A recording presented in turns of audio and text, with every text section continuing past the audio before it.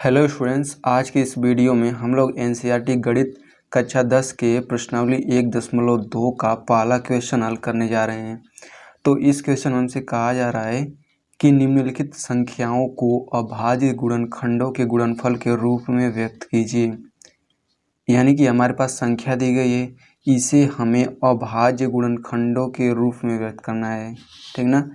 तो सबसे पहले हम लोग इस संख्या को लिख लेते हैं। इसका हमें गुणनखंड ज्ञात करने के लिए कुछ इस तरीके से लिख लेते हैं इसको। फिर 140 देखेंगे 2 से कट जा रहा है पूरा, तो इसे हम लोग 2 से 140 में भाग देंगे तो भागफल क्या आएगा, 70 आएगा, ठीक। फिर 70 भी 2 से कटेगा तो 2 से भाग देंगे तो 2 तें 6, 2 पाँचे 10, 35 बार जाएगा। फिर 35 5 से कटेगा तो 5 सते 35, फिर 7 एकम 7, यानी कि हम लोग 140 को लिख सकते हैं 2 गुणा 2 गुणा 5 गुणा 7, ठीक ना। अब यहाँ पे देखिए 2 बार है, 2 का गुणा 2 बार है, तो हम लोग इसे लिखेंगे 2 का स्क्वायर गुणा 5 गुणा 7, तो ये हो गया आंसर। तो देखिए हमें इस क्वेश्चन में कहा गया था संख्याओं को अभाज्य गुणनखंडों के गुणनफल के रूप में, तो यहाँ पे 140 है, इसे हम लोगों ने अभाज्य संख्याओं के गुणनफल के रूप में व्यक्त कर दिया। इसमें आप देख सकते हैं 2 भी अभाज्य संख्या है, 5 भी अभाज्य संख्या है और 7 भी अभाज्य संख्या है। तो हमें इसी तरीके से पहले क्वेश्चन के अंदर 5 क्वेश्चन दिए गए हैं, उन सभी को हल करना है। और एक चीज़ और ध्यान दीजिए, जैसे कि ये छोटी संख्या 140 है, ठीक ना।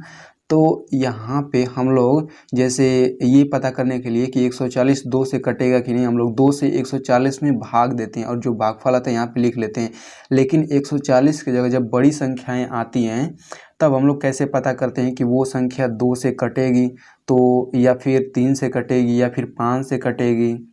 तो इसके लिए हमें ट्रिक जानना बहुत ही ज़रूरी है, क्योंकि हम लोग बार बार भाग तो दे नहीं सकते हैं, क्योंकि समय बहुत ज़्यादा खत्म हो जाएगा उस तरीके से। तो हम लोग वो ट्रिक भी जानेंगे, ठीक ना। तो अब हम लोग दूसरे क्वेश्चन की तरफ बढ़ते हैं।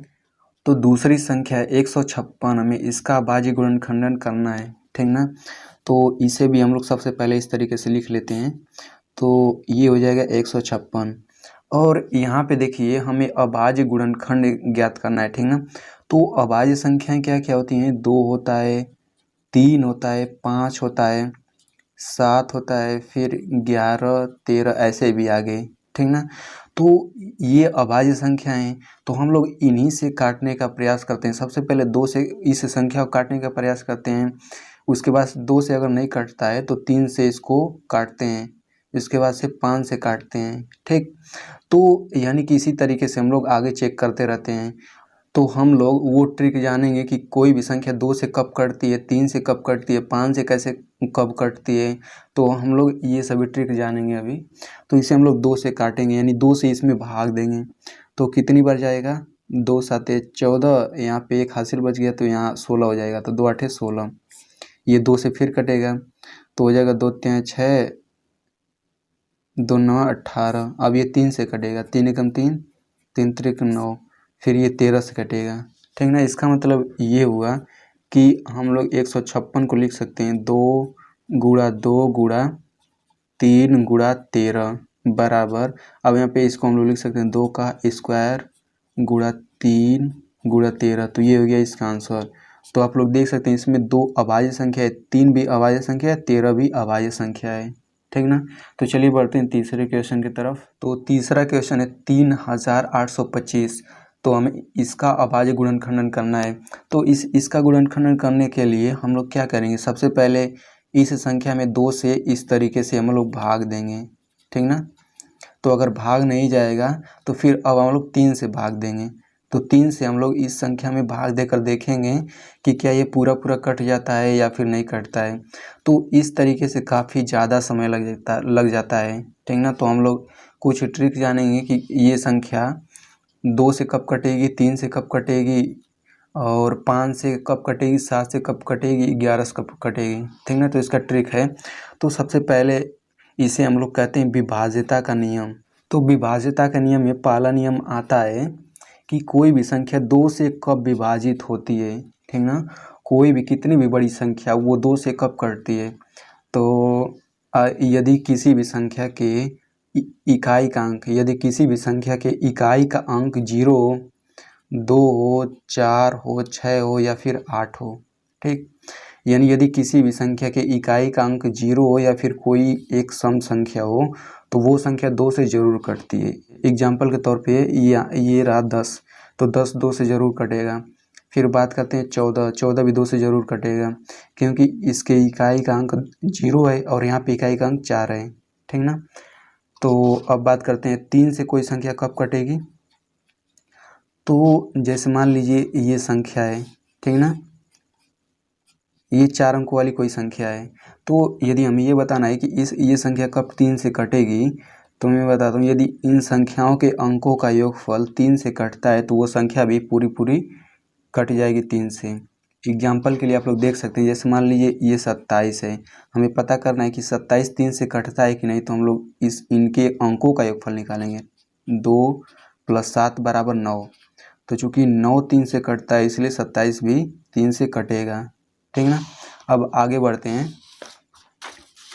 तो कोई भी संख्या 5 से कब कटती है, तो किसी भी संख्या के इकाई का अंक 0 या फिर 5 हो तो वो संख्या 5 से पूरी पूरी कट जाती है।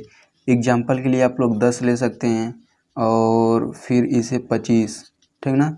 इसके इकाई का अंक 0 है, इसके इकाई का अंक 5 है, तो ये दोनों संख्या 5 से कट जाएंगी। अब बात करते हैं 7 से। कोई संख्या 7 से कब कटती है, तो मान लीजिए हमारे पास एक संख्या है 28, हमें ये पता करना है कि ये संख्या 7 से कटेगी या फिर नहीं कटेगी। तो ये छोटी संख्या है तो हम लोग डायरेक्ट भाग देकर भी चेक कर सकते हैं, लेकिन अगर ये बड़ी संख्या हो तब कैसे पता करेंगे। तो जैसे मान लीजिए हम लोग उसको कैसे चेक करेंगे, ये देख लीजिए। तो इसको हम लोग 2 भागों में बांट देंगे, इकाई का अंक इधर रखेंगे दाहिने साइड, और जो बचा हुआ अंक है उसको हम लोग इधर रखेंगे, ठीक। अब देखिए क्या करते हैं, इसके बाद से जो इकाई का अंक है इसमें 2 का गुणा करते हैं, 2 का गुणा करते हैं तो ये हो जाएगा 16, ठीक। अब जो ये संख्या है और जो ये संख्या इन दोनों का अंतर निकालते हैं, तो 16 में से जब 2 घटेगा तो ये आएगा 14। तो इनका अंतर यदि 7 से कटता है तो ये पूरी संख्या भी 7 से कटेगी। चलिए एक एग्जांपल और से हम लोग समझते हैं। जैसे मान लीजिए 154 है और इसे हमें देखना है कि 7 से कटेगा कि नहीं कटेगा। तो इसे चेक करने के लिए इसे हम लोग 2 भागों में बांट लेंगे, इकाई का अंक इधर रखेंगे और फिर बाकी बचा अंक इधर, ठीक ना। तो उसके बाद से इकाई के अंक में 2 का गुणा करते हैं तो 4 दूना के ये 8 हो जाएगा। अब इन दोनों संख्याओं में हम लोग अंतर निकालते हैं, यानी 15 में से 8 जाएगा, 7 बचेगा।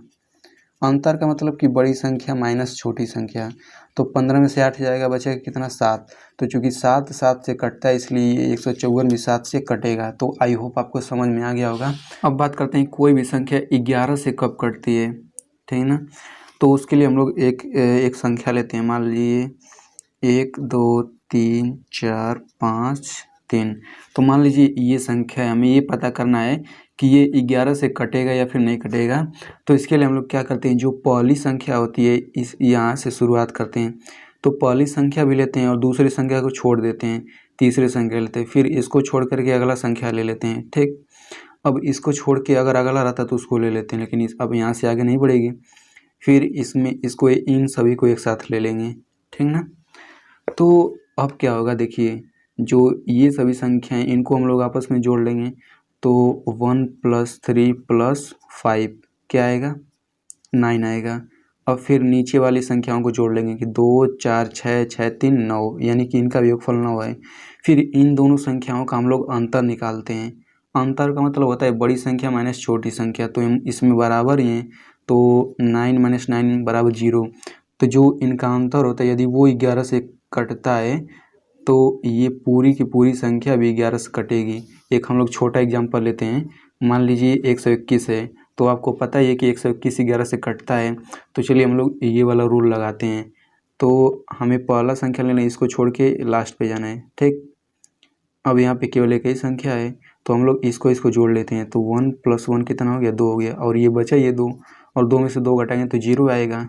तो 0 भी 11 से कटता है, ठीक ना। तो आई होप आपको ये सभी समझ में आ गया होगा। तो चलिए बढ़ते हैं क्वेश्चन की तरफ। 3825, तो इसका हमें गुणनखंड ज्ञात करना है। तो सबसे पहले हम लोग इसे इस तरीके से लिख लेंगे, 3825, ठीक ना। तो जो हमने रूल पढ़ा था वही रूल अब हम लोग अपनाते हैं। तो इसमें देखिए लास्ट में कोई सम संख्या या फिर जीरो नहीं है, तो ये 2 से नहीं कटेगा, ठीक ना। तो अब हम लोग 3 से ट्राई करेंगे। तो अब 3 से कैसे पता करेंगे, तो इनके अंकों का योगफल हम लोग जोड़ते हैं। तो ये हो जाएगा 3 8 11 11 2 13 13 5 18। तो चूंकि 18 3 से कटता है, इसका मतलब ये पूरी संख्या भी 3 से कटेगी। तो हम लोग इसे 3 से काटेंगे। तो ये हो जाएगा 3 एकम 3, फिर 3 दूना 6, बचा कितना 2। तो 2 इधर आएगा तो ये 22 हो जाएगा। तो 3 7 21, फिर ये 21 + 1 22, तो एक यहाँ आ जाएगा। तो 3 5 15 हो गया, ठीक ना। अब जो ये नीचे संख्या आई है 1275, अब देखते हैं ये 3 से कटती है कि नहीं। तो ये हो जाएगा 1 + 2 3 और 7 3 10 5 15, यानी कि 15 3 से कटता है तो ये पूरी संख्या भी 3 से कटेगी। तो 3 से भाग देते हैं, ये हो जाएगा 3 चौक 12, फिर बचा कितना, ये 7 है। तो 3 दूना 6, बचा 1, तो ये हो जाएगा 15, फिर 3 5 15, ठीक ना। अब देखते हैं ये भी 3 से कटता है या फिर नहीं। तो 4 2 6 5 11, चूँकि 11 3 से नहीं कटता है तो ये पूरी संख्या भी नहीं कटेगी। इसका मतलब अब 3 के बाद अब 5 पर हम लोग चलेंगे, क्योंकि 3 के बाद 5 है ही तो अब अभाज्य संख्या आता है।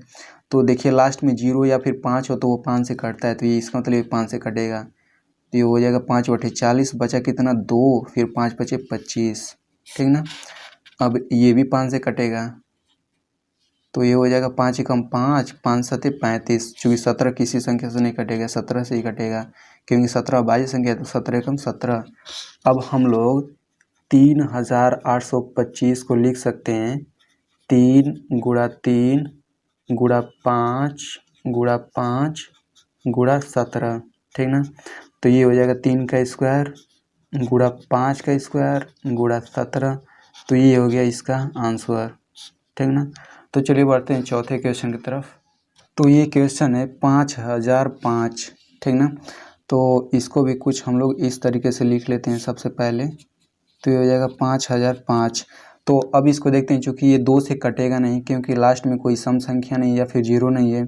अब बात करते हैं 3 से कटेगा कि नहीं, तो अंकों को जोड़ते हैं। तो 5 + 5 10 होगा, ठीक ना। 10 3 से कटता नहीं है, इसका मतलब ये 5 है, यही से कटेगा। तो ये हो जाएगा 5 एकम 5, फिर 0 0 1 हो गया। अब बात करते हैं, देखिए ये अब 5 से ये तो कटेगा नहीं, तो इसका मतलब 5 के बाद अगला कौन सा अभाज्य संख्या आता है, 7 आता है। तो अब देखेंगे ये 7 से कटता है कि नहीं। तो 7 से मैंने क्या बताया था कि इसको 2 भागों में बांटते हैं। तो 2 भागों में कैसे बांटते हैं, ये हो जाएगा 100, फिर ये हो जाएगा 1। तो 1 में हम लोग 2 से गुणा करते हैं, तो ये हो जाएगा 2, फिर घटा देंगे तो कितना आएगा 98 आएगा। तो 98 देखिए 7 से कट जाएगा, 7 एकम 7, 7 चौक 28। इसका मतलब ये पूरी संख्या 7 से कटेगी। तो 7 से भाग देते हैं हम लोग, चलिए। तो 7 एकम 7, बचा कितना 3, तो ये हो जाएगा 30, 7 चौक 28, और 28 2 30, बचेगा 2, तो ये हो जाएगा 21, 7 त्रिक 21 हो गया, ठीक ना। अब ये 143 हो गया, ठीक ना। तो अब बात करते हैं, देखते हैं ये भी 7 से कटता है कि नहीं। तो 7 दूना 14, फिर 3, यानी कि 3 से असफल बच जाएगा, नहीं कटेगा। तो 7 के बाद कौन सी अभाज्य संख्या आती है, 11 आती है। तो देखिए 11 से कट जाता है कि नहीं। तो 11 एकम 11, 11 3 14 होता है। तो 11 3 33, चूँकि ये छोटी संख्या है तो हम लोग डायरेक्ट भाग देकर भी देख सकते हैं। जब बड़ी संख्या रहती है तब हम लोग वो वाला रूल लगाते हैं। तो 13 से भाग देंगे तो 13 एकम 13। इसका मतलब हम लोग 5005 को लिख सकते हैं 5 गुणा 7 गुणा 11 गुणा 13, ठीक ना। तो ये हो गया इसका आंसर। तो चलिए बढ़ते हैं लास्ट क्वेश्चन की तरफ। तो ये लास्ट क्वेश्चन है 7429। तो सबसे पहले हम लोग इसको कुछ इस तरीके से लिख लेते हैं 7429, ठीक ना। तो इसे हम लोग बारी बारी से चेक करते हैं। तो चूँकि ये 2 से कटेगा नहीं, और ये 2 के बाद 3 से भी नहीं कटेगा, क्योंकि इसके अंकों का योगफल 3 से नहीं कट रहा है।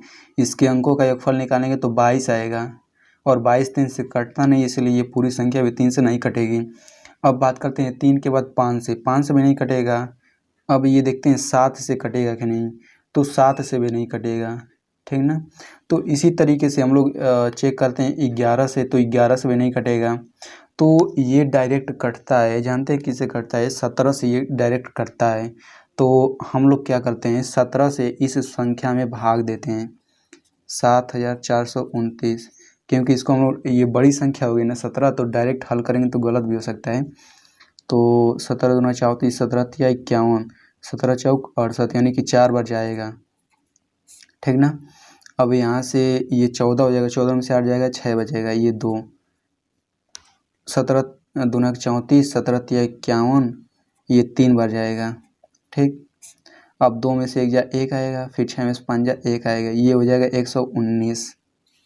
अब ये 7 बार जाएगा, तो ये हो जाएगा 119, ये 0 बच गया, ठीक ना। तो यानी कि ये 17 से कट जाएगा।